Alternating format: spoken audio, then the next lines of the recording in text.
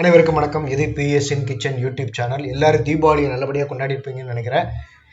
இன்னைக்கு நம்ம கிச்சன்ல சௌச்சௌ வச்சு ஒரு ஸ்பெஷல் கூட்டு செம்ம டேஸ்டியா எப்படி பண்றது அப்படிங்கிறத நம்ம இன்னைக்கு பார்க்க போறோம். இதுக்கு சௌச்சௌ ஒரு 2-3 பீஸ் தோல் நீக்கி சின்ன சின்னதாக கட் பண்ணி ரெடியாக எடுத்து வச்சுக்கோங்க.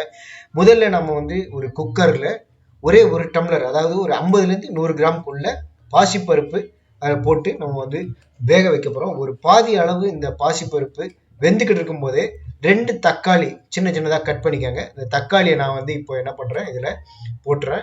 ஒரு 2 மினிட்ஸ் அது கொதிக்கட்டும். இந்த மீன் டைம் நம்ம சௌச்சௌ கட் பண்ணி ரெடியாக எடுத்து வச்சுக்கிறோம். அதையும் நான் இப்போது அந்த பாசிப்பருப்பு கொதிக்கும் போதே அதில் கொட்டிடுறேன். இதை நம்ம குக்கரில் பண்ணுறதுனால இந்த கூட்டு சூப்பராகவே வரும். தனியாக அடுப்பில் ஒரு பாத்திரத்தில் வச்சிங்கன்னா ரொம்ப டைமும் ஆகும். அதே சமயத்தில் குக்கரில் வேக வைக்கிற மாதிரி வராது. இப்போ நான் அடுத்ததாக ஒரு 1/4 ஸ்பூன் அளவுக்கு மஞ்சள் தூள் இதில் ஆட் பண்ணிக்கிறேன். அடுத்தது தேவையான அளவு உப்பு ஆட் பண்ணிக்கிறேன். இந்த கூட்டு 4 பேர் நல்லா தாராளமாக சாப்பிட்லாம். ஒரு 1/4 ஸ்பூன் அளவுக்கு கல் உப்பு நான் இதில் ஆட் பண்ணிக்கிறேன். ஒரு கிளறி விட்டுட்டு கொஞ்சமாக தண்ணி ஆட் பண்ணிவிட்டு, ரொம்ப தண்ணி ஊற்றுறாதீங்க. அப்புறம் அது கூட்டு மாதிரி வராது, குழம்பு மாதிரி ஆகிடும். அதனால் தேவையான அளவு தண்ணி ஊற்றிக்கோங்க. கொஞ்சம் குறைவாக இருந்தாலும் பரவாயில்ல, அப்புறமா கூட ஆட் பண்ணிக்கலாம். இப்போ நான் குக்கரை மூடி போட்டு மூடிடுறேன். ஒரு 4-5 விசில் விட்டு எடுத்து ரிலீஸ் பண்ணி பார்க்குறேன். இப்போ பார்த்தீங்கன்னா இந்த பாசிப்பருப்போடு சேர்ந்து இந்த சௌச்சௌ தக்காளி நல்லா வெந்திருக்குது. ஒரு கரண்டியை வச்சு நல்லா ஒரு மசிச்சிங்கன்னு வச்சுக்கோங்க, அந்த ஏற்கனவே நல்லா வெந்து குழஞ்சி போயிருக்கும், அது ஈஸியாக மசிக்கிறோம்.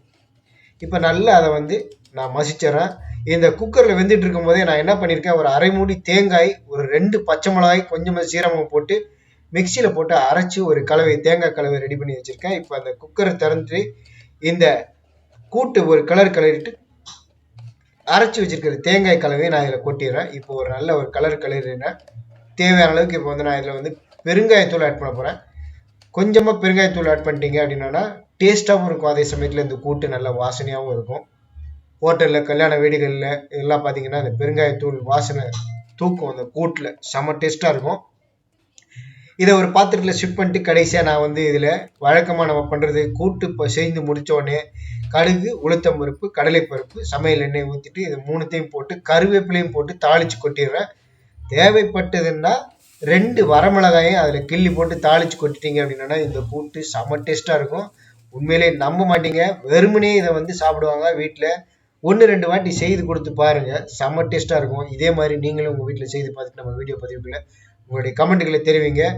மறக்காமல் நம்ம சேனலுக்கு சப்ஸ்கிரைப் பண்ணுங்கள் அடுத்தடுத்த இது போன்ற வீடியோக்களுக்கு. அது மட்டும் இல்லாமல் இந்த வீடியோ பிடிச்சதுன்னா லைக் பண்ணுங்கள், எல்லாருக்கும் ஷேர் பண்ணுங்கள். சமையல் பிரியர்கள் எல்லாருக்கும் ஷேர் பண்ணுங்கள்.